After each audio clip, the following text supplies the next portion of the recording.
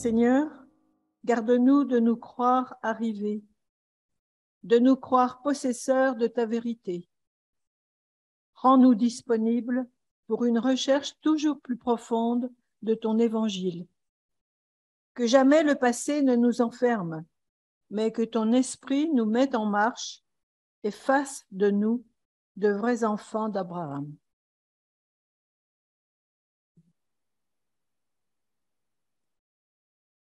Et maintenant, Israël, qu'est-ce que le Seigneur ton Dieu attend de toi? Il désire que tu obéisses à sa volonté en l'aimant et en le servant de tout ton cœur et de tout ton être. Il désire que tu mettes en pratique ses commandements et les décrets que je te transmets aujourd'hui pour votre bien. Au Seigneur ton Dieu appartiennent les cieux immenses, la terre et tout ce qu'elle abrite. Autrefois, pourtant, le Seigneur ne s'est attaché qu'à tes ancêtres. Ce sont eux qu'il a aimés. Il les a choisis parmi tous les peuples. Soyez donc entièrement au Seigneur votre Dieu. Ne vous révoltez plus contre lui. En effet, il est le Dieu des dieux, le Seigneur des seigneurs, le Dieu grand, puissant et redoutable, qui n'avantage personne et ne se laisse pas corrompre par des cadeaux. Il prend la défense des orphelins et des veuves.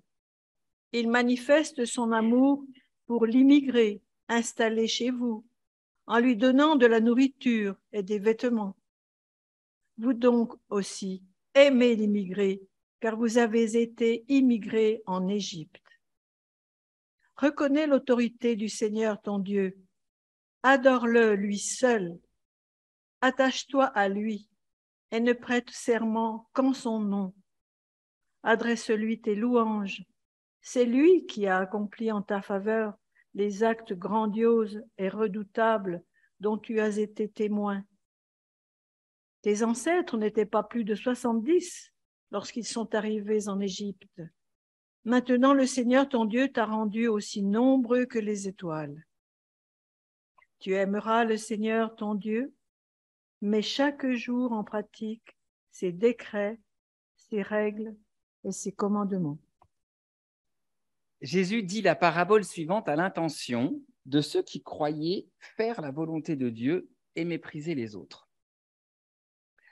2 hommes montèrent au temple pour prier. L'un était pharisien, l'autre collecteur d'impôts.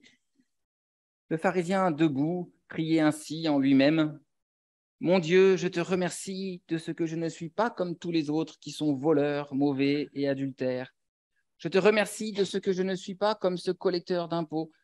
Je jeûne 2 jours par semaine et je te donne le 10e de tous mes revenus. » Le collecteur d'impôts, lui, se tenait à distance et n'osait pas même lever les yeux vers le ciel. Mais il se frappait la poitrine et disait : « Mon Dieu, prends pitié de moi qui suis un pécheur. » Je vous le dis, ajouta Jésus, cet homme était reconnu juste aux yeux de Dieu quand il retourna chez lui, mais pas le pharisien. En effet, celui qui s'élève sera abaissé, mais celui qui s'abaisse sera élevé. Seigneur, ta parole est une lampe à mes pieds, une lumière sur notre sentier. Amen.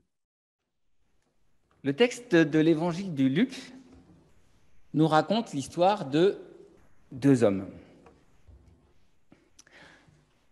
En fait, maintenant, j'ai vraiment envie de dire 2 humains.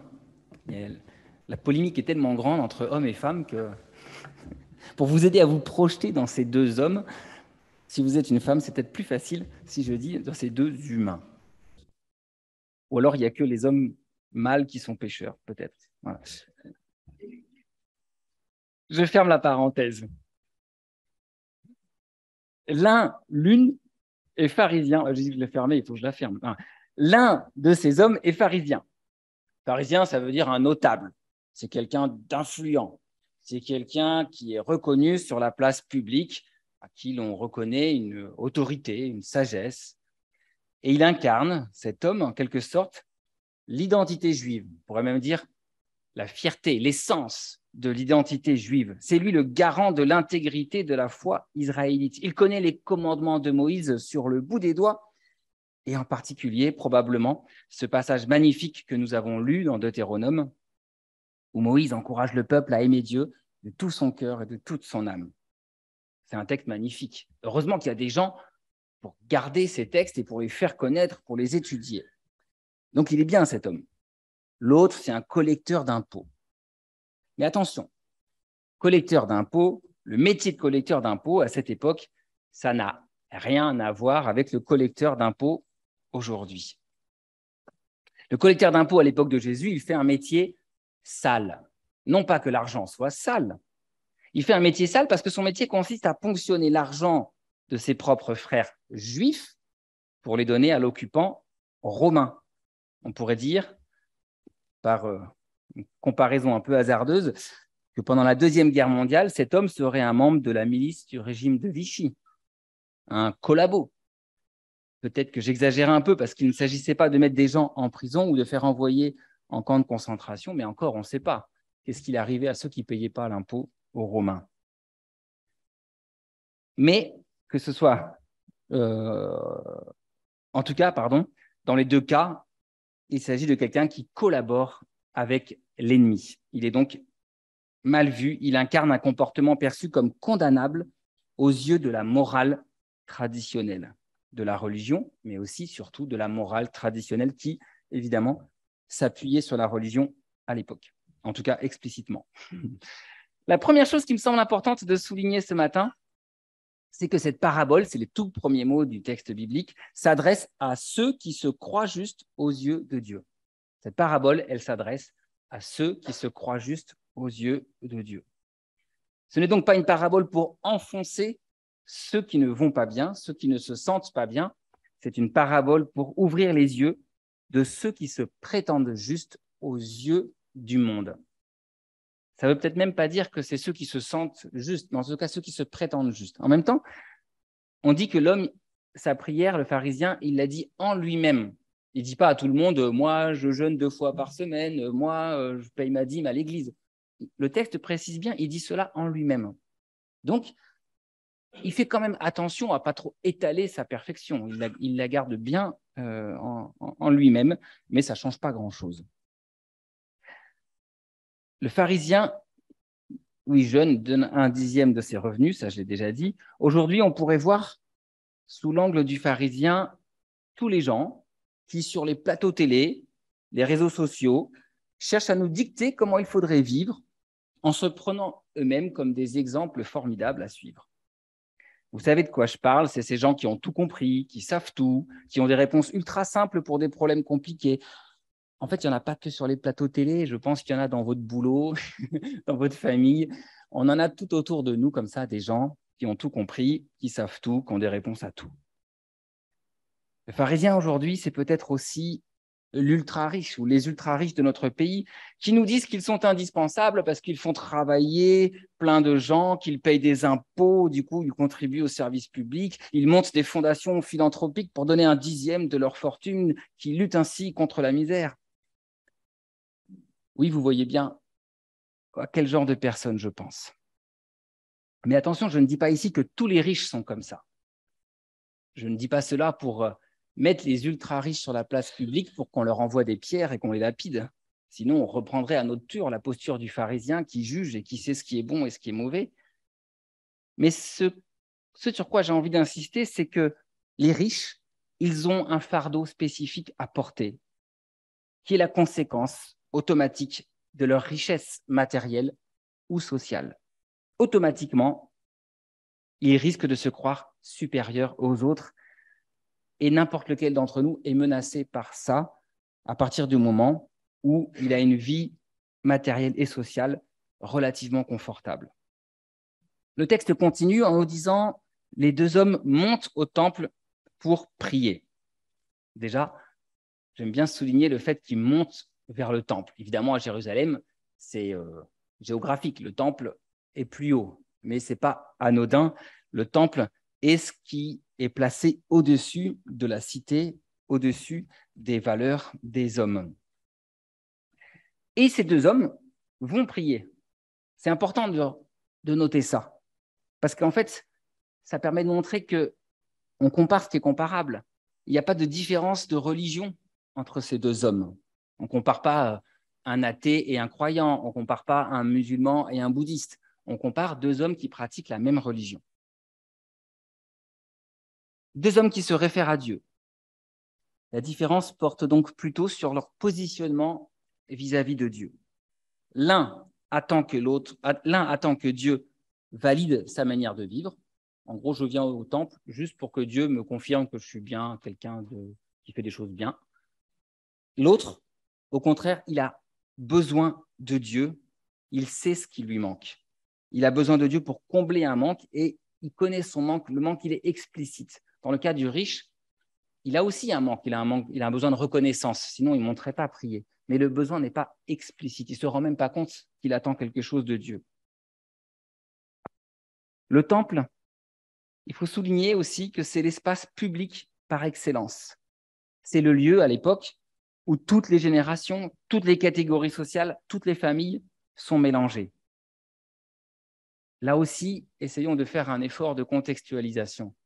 Qu'est-ce que ce serait le temple aujourd'hui? Pas évident. Est-ce qu'il y a un lieu où toutes les générations, toutes les catégories sociales et toutes les familles sont mélangées? Je crois qu'il n'y en a quasiment plus, en tout cas pas de la même manière. J'en ai pas trouvé. Je pense il y a des petits temples, les temples des descendants huguenots, le temple des joueurs de basket, le temple des joueurs de pétanque, le temple de ceux qui vont à la Biocoop, le temple de ceux qui vont à Lidl. Mais on peut même pas dire que la citoyenneté est un espace où tout le monde se retrouve, puisque vu que les 3/4 des gens ne votent plus, c'est qu'ils ne se retrouvent plus dans le débat citoyen. Bref, ça nous manque terriblement. Je trouve que ça nous manque terriblement, ce lieu où les modes de vie peuvent se confronter sous le regard, en tout cas sous un regard commun, nous on dirait donc sous le regard de la transcendance de Dieu, sous l'autorité de Dieu. Je continue ce cheminement dans le texte en m'arrêtant sur les 3 qualificatifs: voleur, mauvais et adultère. Vous savez, c'est le pharisien qui dit « Je te loue de ne pas être comme le reste du monde, voleur, mauvais et adultère. » Alors là, il faudrait décortiquer chacun des mots. Par exemple, la traduction que j'utilise de la nouvelle Bible Second, elle dit, à la place de voleur, elle dit rapace. À la place de mauvais, elle dit injuste. Et adultère, par contre, apparemment, ça a l'air plus simple. C'est adultère dans toutes les traductions. Voleur, mauvais et adultère. Les mots grecs, c'est harpagès, adikoi et moikos. Donc, harpagès, on pense à harpagon. Donc, celui qui aime l'argent. Donc, voleur, ce n'est pas tellement celui qui a volé une pomme parce qu'il était mort de faim. C'est celui qui est attiré par l'argent. Comment?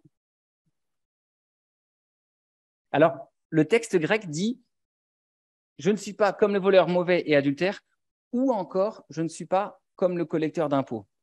Le pharisien, il est assez malin, il ne fait pas la juxtaposition parfaite. Parce qu'il sait, en tout cas, le texte le met côte à côte, mais évidemment, on se dit, est-ce qu'il vise le collecteur d'impôts ou pas? Mais le collecteur d'impôts, il est peut-être aussi juste en train d'essayer de nourrir sa famille et c'est un compromis qu'il fait en travaillant avec les Romains pour avoir un métier, en se disant que si ce n'était pas lui, c'est quelqu'un d'autre qui le ferait. On pourrait dire que c'est un travailleur de Total, un pompiste chez Total. Si ce n'était pas lui, ce serait quelqu'un d'autre. Voilà, en quelque sorte. C'est pas lui, c'est pas le profiteur dans l'histoire. Enfin, pardon. On fera un débat après le culte sur la grève, d'accord? Mais pas maintenant. Donc, c'est celui qui aime l'argent, harpagès. Le mauvais, c'est adikoi, c'est celui qui ne respecte pas la justice, celui qui est injuste. Et adultère, alors on pense tout de suite à la relation adultérine dans un couple. Donc, en fait, c'est l'infidèle, mais dans la conception hébraïque, infidèle, c'est bien plus large que l'infidélité sexuelle. C'est toutes les infidélités qui sont condamnées derrière. Je ne vais pas plus loin sur ces 3 mots parce que à partir de janvier 2023, on fera une série de prédications sur les 10 commandements. Donc, je l'annonce en même temps parce que peut-être que le conseil presbytéral me dira la semaine prochaine, bah, Robin, bah non, en fait. Non, mais ce sera intéressant de se pencher sur chacun des commandements pour se rendre compte à quel point on est concerné, en fait. Parce que le problème des 10 commandements aujourd'hui, c'est qu'on a l'impression que ce n'est pas nous. Et on va voir qu'en fait, ils balayent toute la nature humaine et forcément, on en fait partie. Dernière remarque, dernier point que je voulais souligner, c'était la réaction, l'attitude du collecteur d'impôts qui dit « Ô Dieu, aie pitié de moi qui suis pécheur. » « Ô Dieu, aie pitié de moi qui suis pécheur. » Cette phrase, elle est devenue fondamentale dans nos liturgies. Depuis des siècles et des siècles, on répète dans les messes, dans les cultes, « Seigneur, prends pitié de moi ». Les orthodoxes, ils le répètent même, je ne sais pas combien de fois par messe, enfin, il y a un nombre.